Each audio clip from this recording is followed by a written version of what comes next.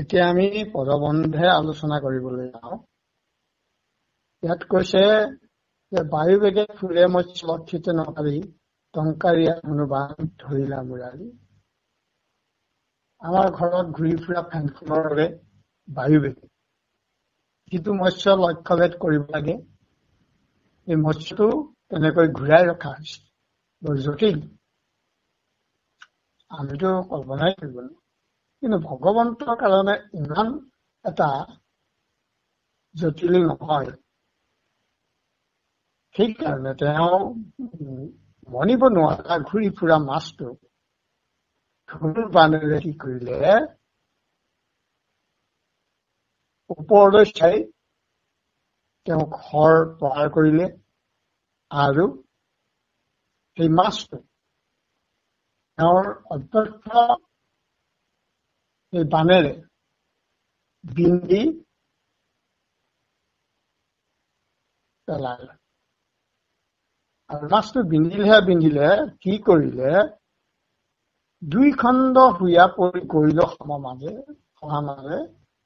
দেখি জোকাৰ সময়ত। আৰু সেই চক্ৰকাৰে তীব্ৰ বেগত ঘূৰি ফুৰা মাছটো প্ৰভু ভগৱন্তৰ কৃষ্ণৰ কাৰেৰে গৈ দুই খণ্ড কৰি মাটিত পেলাই দিয়ে। যিটো দৃশ্য সভাত থকা সমস্তজনে দেখি আনন্দ উপভোগ কৰিলে। আৰু এই আনন্দতে সমাজৰ সকলোৱে জয় কৃষ্ণ বুলি জয় জয়কাৰ কৰিলে। এইটো কৰিব লগা কথাই, কিন্তু আমি সাধাৰণ লোকে বৰ ডাঙৰ কাম এটা, বৰ কৰিব নোৱাৰা কাম এটা কৰা বুলি ভাবিছো। কিন্তু ভগৱন্তৰ কাৰণে এইটো নহয়, ইয়াৰ কাৰণে অসম্ভৱ নহয়। কাৰণ যিজনা ঈশ্বৰৰ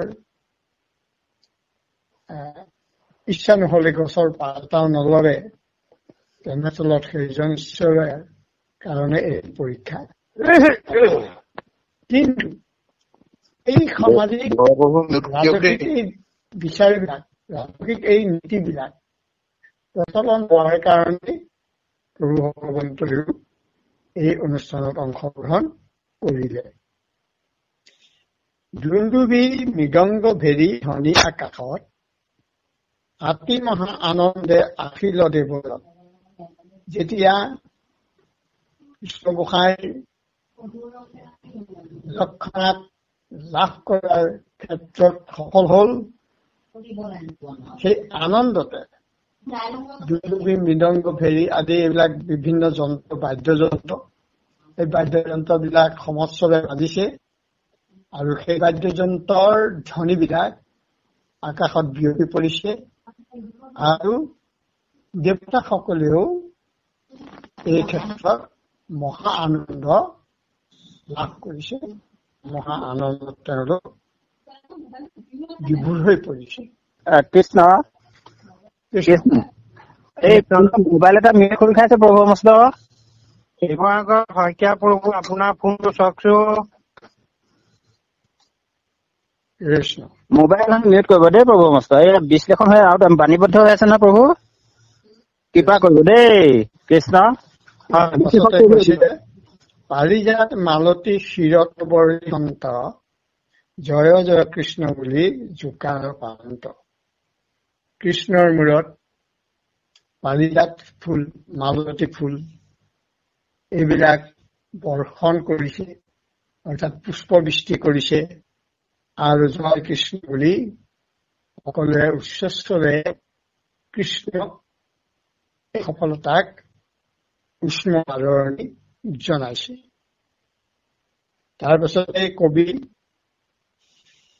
আমাৰ অনন্ত কুণ্ডলী ভাৱনাই সামৰি মাৰিছে এই অধ্যায়টি এই ধৰণে। নাৰী কৃষ্ণ চৰিত্ৰ বিচিত্ৰ, সাক্ষাৎ অমৃত যেন পৰম পবিত্ৰ। প্ৰভু ভগৱন্তৰ চৰিত্ৰ বিচিত্ৰ, যি চৰিত্ৰৰ কথা আমি কল্পনাৰে ঢুকি নাপাওঁ, বাস্তৱিক ৰূপত আমি চিন্তা কৰিবতো নোৱাৰোৱেই। বিচিত্ৰ চৰিত্ৰ অৰ্থাৎ কি নকৰে, কি কৰা নাই, কি অসাধ্য সাধন কৰিছে, সমস্ত বিলাক মহাভাগৱত শাস্ত্ৰই ভকতসকলক জনাই আছে। সেইকাৰণে অনন্ত কন্দলীয় কৃষ্ণৰ এই বিচিত্ৰ চৰিত্ৰ শুনিবৰ কাৰণে সমস্ত জগতৰ নৰ নাৰীক, বিশেষ কোনো দেশৰ কোনো প্ৰদেশৰ নহয়, ভগৱন্তৰ সৃষ্ট অমৃত সন্তান সকলো মানুহকে তেওঁ কৃষ্ণৰ চৰিত্ৰ শ্ৰৱণ কৰিবলৈ আহ্বান জনাইছে। কাৰণ এই কৃষ্ণ চৰিত্ৰ শ্ৰৱণ কৰা আৰু আন কথা, আন গীত মাত, আন বস্তু শ্ৰৱণ কৰা এক নহয়। কৃষ্ণৰ চৰিত্ৰ শ্ৰৱণ কৰা মানে অমৃত পান কৰা। অমৃতে কি কৰে? অমৃতে জীৱনক স্থায়িত্বলৈ পৰিণত কৰায়, জীৱৰ স্থায়িত্ব প্ৰদান কৰে। সেইকাৰণে এই অমৃত পান কৰিবৰ কাৰণে আমাৰ অনন্ত কন্দলী বাপজনাই সকলোকে আহ্বান জনাইছে।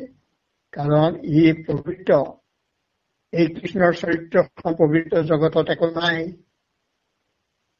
কৃষ্ণৰ নামেই পবিত্ৰ। যি নাম ললে মানুহৰ ক্ষীৰাই উপক্ষীৰাই নামময় হৈ পৰে, শৰীৰ সুস্থ হৈ পৰে, নিৰোগী হৈ পৰে। তেনেদৰে এই কৃষ্ণ নাম অমৃত সদৃশ বুলি কোৱা হৈছে। আৰু শেষত কৈছে কৃষ্ণ স্বৰ্ণে কহে অনন্ত কন্দলী, ডাকি হৰি বোলা পলাই যাওঁ পাপ কৰি। কৃষ্ণৰ চৰণ চিন্তি অনন্ত কন্দলী পাপ জনাই ডাকি হৰি বুলি কৈছে। অৰ্থাৎ কৃষ্ণৰ শব্দ স্পষ্ট হয়, কোৱাকে ডাকি বুলি কোৱা হয়। ডাকা মানে চিঞৰি কোৱা। অৰ্থাৎ আমি কৃষ্ণ, আমাৰ ভকতসকলে কৃষ্ণ মুখতে নকয়, প্ৰকাশ কয়, সকলোৱে শুনাকে কয়। ৰাস্তাই পদূলিয়ে, বিবাহে, সকামে, য'তে লগ নাপাওঁ, ইজন ভকতে ইজনক দেখিলে কাৰোলৈ লাভ নকৰে, কাৰোলৈ ভয় নকৰে, উচ্চস্বৰে ডাকি বোলা ৰামৰ, ডাকি বোলা কৃষ্ণ, কৃষ্ণ বুলি ডাক দিয়ে। আৰু সেই শব্দই পৰস্পৰে পৰস্পৰক উপকাৰ কৰাৰ লোক কৰিও সেই শব্দ শুনা সকলৰো কামত আহে। অৰ্থাৎ ভকতে প্ৰভুৰ কাম কৰি থাকে। কৃষ্ণ পাঠক প্ৰভু আপুনি আহক। এতিয়া আছে প্ৰভু কৃষ্ণৰ সৈতে লক্ষণৰ বিবাহ দুলুৰি। ৰাজাৰ কুমাৰী লক্ষণা সুন্দৰী, চালিলন্ত পাছে মহাৰত্নমালা ধৰি বৰবালা, চলি গৈলা ভূমি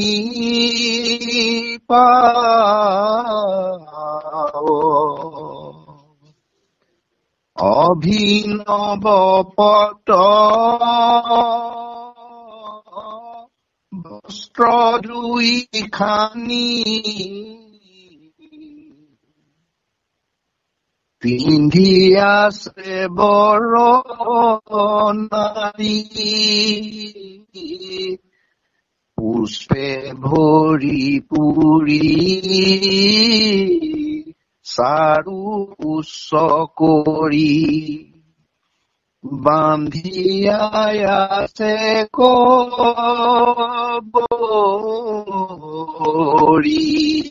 কৃষ্ণ ইয়াত অনন্ত কন্দলী কবি, বৈষ্ণৱ কবি লক্ষণাক মৎস্য বিন্ধি কৃষ্ণই লাভ কৰিছে। আৰু এতিয়া কৃষ্ণই এই কাৰ্য সম্পন্ন কৰে, তেতিয়া নীতি অনুসৰি ৰাজসভা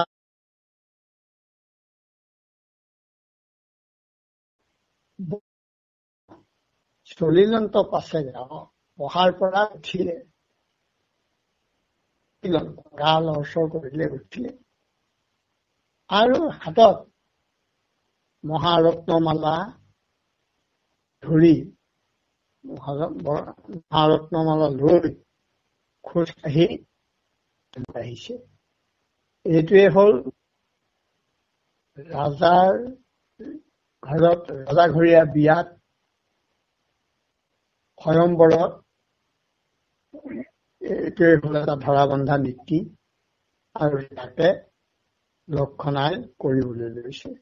আৰু কৰিছে, কি কৰিছে? অভিনৱ পত্ৰ বস্ত্ৰ দুইখানি। অভিনৱ, সাধাৰণ নহয়, চালে চকুৰ এনেকুৱা বস্ত্ৰ দুইখানি পিন্ধি বৰণালী, এনে বস্ত্ৰ পিন্ধি, সৌন্দৰ্যময় বস্ত্ৰ পিন্ধি ইয়াত কবিয়ে অতি সুন্দৰ কৰি সজাইছে। সেইকাৰণে লক্ষণা সুন্দৰী বুলি কৈছে। এই সুন্দৰী কৰি ইয়াক সজাইছে, আৰু তেওঁ পুষ্পে ভৰি পুৰি চাৰু উচ্চ কৰি বান্ধি আছে। আৰু তেওঁ কি কৰিছে? পুষ্প ভৰি পুৰি চাৰু উচ্চ কৰি, মানে ওখ কৰি ফুলেৰে ভৰাই কুটা বান্ধি আহিছে। এইখিনি প্ৰভু সমস্ত এই কন্যা হিচাপে লক্ষণাৰ বৰ্ণনাখিনি ইয়াত কবিয়ে দাঙি ধৰিছে। আমি পদবন্ধে তাকে আলোচনা কৰি যাম বুলি ভাবিছো। আলোচনা নহয়, ঠিক আমাৰ যি সৰলীকৰণ বুলি কোৱা যায়, তাকে কৰিবলৈ চেষ্টা কৰিম। ইয়াৰ মাজত যদি পৰমাৰ্থিক এখন আহে, তেতিয়াহ'লে বেকত কৰিবলৈ চেষ্টা কৰিম। কৃষ্ণ আগবাঢ়ক।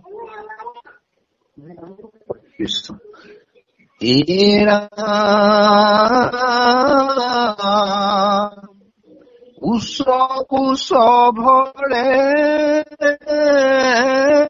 নানায় অলংকাৰে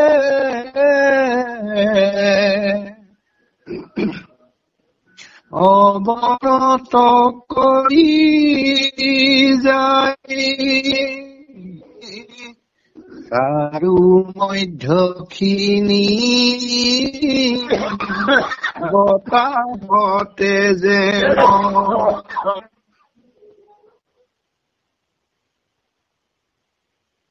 লতা পৰাই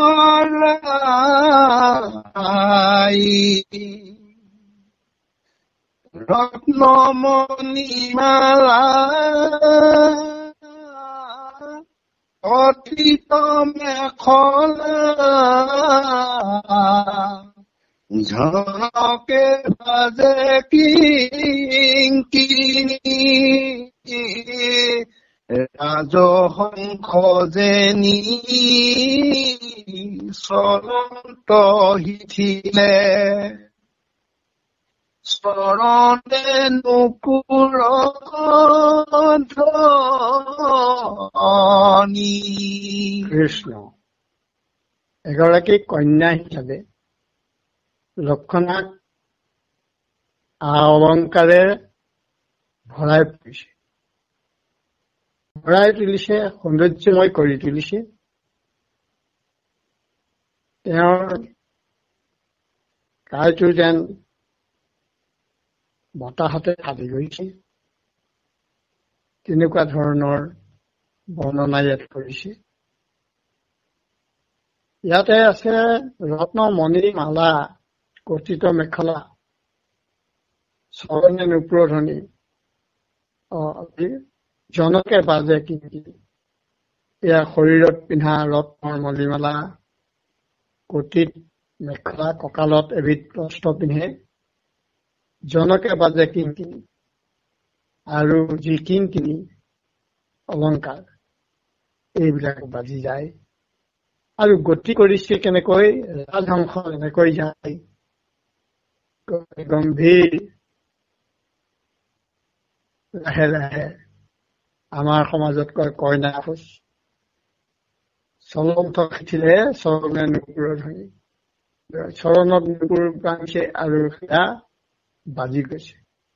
সেইখিনিতে আমি ভাবিব পাৰো ইমান সুন্দৰকৈ সজাইছে, আচলতে কি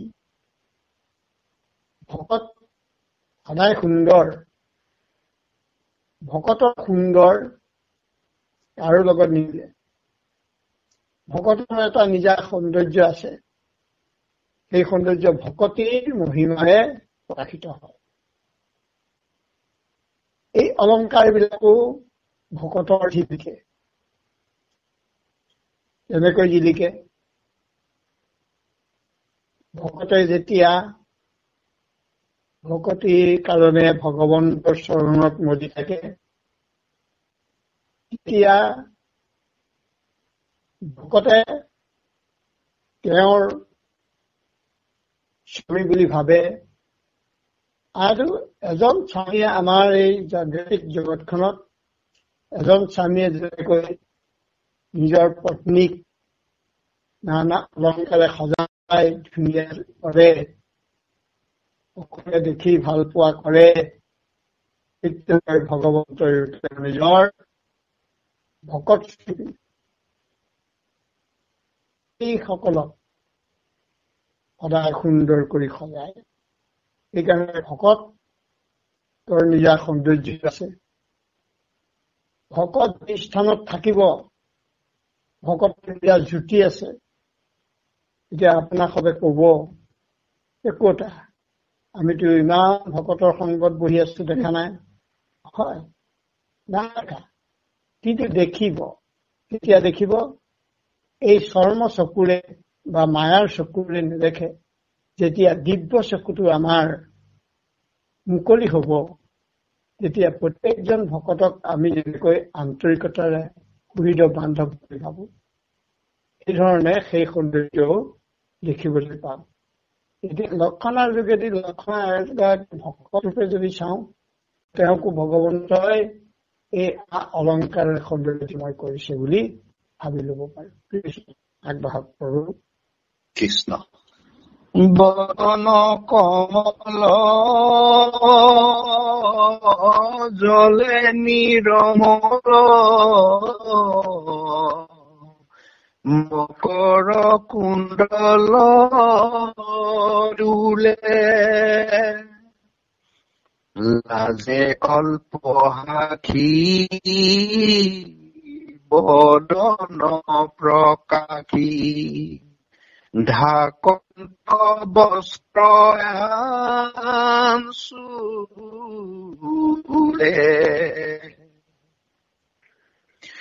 মহাবীৰ গণে চাহিয়াসন্ত লক্ষণা কয়ে দৃষ্টি কামে ভৈলা ফুল নাহি মাত বোল আৰু নাহি মন তুষ্টি। সুন্দৰ পাঠ হৈছে মাধৱ। বদন কমল, বদন মানে মুখ, মুখখন পদুম ফুলৰ দৰে জিলিকি উঠিছে আৰু কাণত মকৰ কুণ্ডল ওলমি আছে, দুলি আছে, মানে লৰচৰ কৰি আছে, এটা সৌন্দৰ্য বঢ়াইছে। আৰু এনে ধুনীয়া পৰিৱেশ এটাত আৰু স্বামী বৰণ কৰিবলৈ অহা এই লক্ষণাই স্বভাৱতে অলপ অলপ লাজ কৰি আহিছে। মুখত অলপ লাজ ভাৱ দেখুৱাই কাপোৰেৰে মুখখন ঢাকি আগফাল আহিছে। এই দৃষ্টি এই ধৰণে এগৰাকী কন্যাক যদি আমি চাওঁ, ইয়াৰ দুটা জাতি এনে সৌন্দৰ্যময় নাৰী গৰাকী যিবিলাক সৎ, যিবিলাক ঈশ্বৰ সেৱক, তেওঁলোকে তেওঁক দেৱী বুলি ভাবিব আৰু ভগৱন্তক কৰিবলৈ গৈছে, গতিকে ভগৱন্তৰ প্ৰিয়া, তেওঁ আমাৰ সন্মানীয় বুলি গণ্য কৰিব। কিন্তু আন এবিধ চকু চোৱা চাব নজনা অভকত আছে, যিসকলে কি কৰে,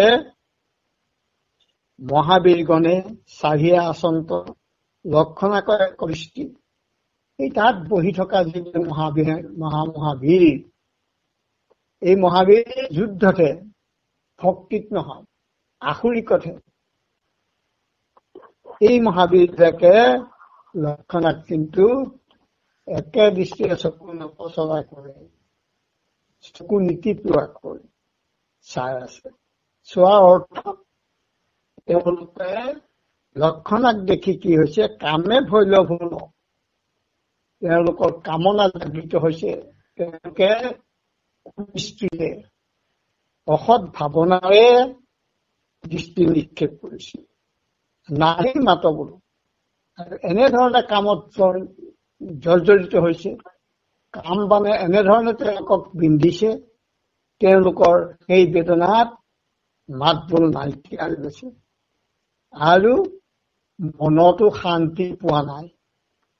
কি হৈ গল, কি হব লাগিছিল, আমি কিয় মাছটো বিন্ধিব নোৱাৰিলো, আমি বিন্ধালে এনে এগৰাকী সুন্দৰ ৰমণী আমি পালোহেঁতেন। এনেকুৱা নানা ধৰণৰ ভাৱনাৰে তেওঁলোকৰ অসৎ মনবিলাক বিয়পি আছে। কাৰণ অসৎ বস্তুৰ ওচৰলৈ সৎ বস্তু নাযায়। ভগৱান সচিত আনন্দ, সচিত আনন্দ। সেইকাৰণে সৎ বস্তু ভকত ভগৱন্তৰ ওচৰলৈ গৈছে। এয়াই হল তত্ত্ব বুলি ভাবিব পাৰো। আৰু বাস্তৱিকতে কন্যা এগৰাকীয়ে বৰক বৰমাল্য পিন্ধাবলৈ ৰাজসভাত যি ধৰণে আহিব লাগে, ৰাজসভাত কন্যাজনীক যেনেধৰণে সজাই উলিয়াই ৰাজকন্যা হিচাপে সেই ধৰণে ইয়াত দেখুৱাইছে।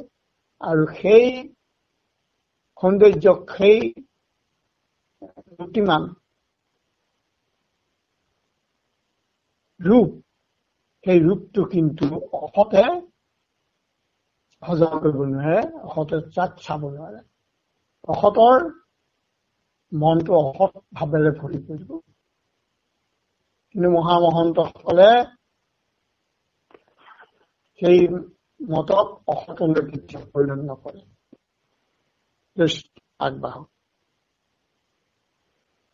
কৃষ্ণ কটু ক্ষণে পাছে মহালয় লাখে মাধৱৰ পাখ পাইল স্বামী বুলি বালা কাঞ্চনৰ মালা কৃষ্ণৰ চৰণে দিল লাজে অল্প হাখি বদন প্ৰকাশী কৃষ্ণৰ মুখ চাই চৰণত ধৰি প্ৰণামী সুন্দৰী ৰহিলন্ত হে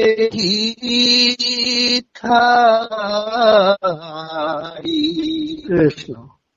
ইয়াতো বৰ অপূৰ্ব ৰূপত বৰ্ণনা কৰিছে। এগৰাকী কন্যা হিচাপে এজন বৰক এনেধৰণে আপোন কৰি লৈছে দেখুৱাইছে। এই ধৰণে তেওঁ গৈ থাকোতে লয়লা খাৰে গৈ কিছু সময় মাধৱৰ ওচৰ পালেগৈ, কৃষ্ণ গোসাঁইৰ ওচৰ পালেগৈ, আৰু তেওঁক স্বামী বুলি কাণখনৰ যি মালাডাল দিছিল সেই মালাডাল তেওঁৰ চৰণত দিলে। ভকতৰ সেৱা চৰণত, আপোনাসৱে সেৱা কৰে চৰণত, অন্যত নহয়। চৰণ হল ভকতৰ হৃদয়। চৰণ পদ্মৰ কাৰণে ভকত সদায় ব্যাকুল। সেইকাৰণে ইয়াতো লক্ষণৰ যোগেদি, লক্ষণযুক্ত এগৰাকী মহিলা লক্ষণৰ যোগেদি সেই ফুলৰ মালা কাঞ্চন মালাডাল কৃষ্ণৰ চৰণত অৰ্পণ কৰিছে। আৰু কি কৰিছে? লাজে অল্প হাসি। এইখিনিতে এটা স্বভাৱ শুদ্ধ লাজ আহে, আজিৰ যুগত কিন্তু নাহে। অৱশ্যে ছোৱালী খোজা মেলা কৰি বিয়া কৰিলে, হঠাতে চিনাকি হৈ বিয়া হলে তেতিয়া লাজ ভাৱ আহে। কিন্তু পূৰ্ব চিনাকি থাকিলে বা মোবাইল যোগে চিনাকি থাকিলে এইটো নাহে। সেই সময়ত আহিছিল, অলপ হাঁহিছিল, দৃষ্টিকে হাঁহি মাৰিছিল, যদিও লাজটো আছিল। আৰু সেইদৰে অল্প হাঁহি, অৰ্থাৎ ইয়াত আনন্দ প্ৰকাশ কৰি কৃষ্ণৰ মুখলৈ তেওঁ চাইছিলে। তাৰপিছতে কৰিলে তেওঁ ই চৰণ প্ৰণামী সুন্দৰী ৰহিলন্ত ঠাই। তাৰপিছত কৃষ্ণৰ পদ্ম দৰ্শন কৰি তেওঁৰ চৰণত হস্তেৰে স্পৰ্শ কৰি সেৱা ধৰি থাকিলে। ইয়াৰ পাছত আকৌ আমাক পাঠে কি কৰিছে? পাঠাচাৰ্য প্ৰভুৱে কব। কৃষ্ণ কৃষ্ণ এন দেখি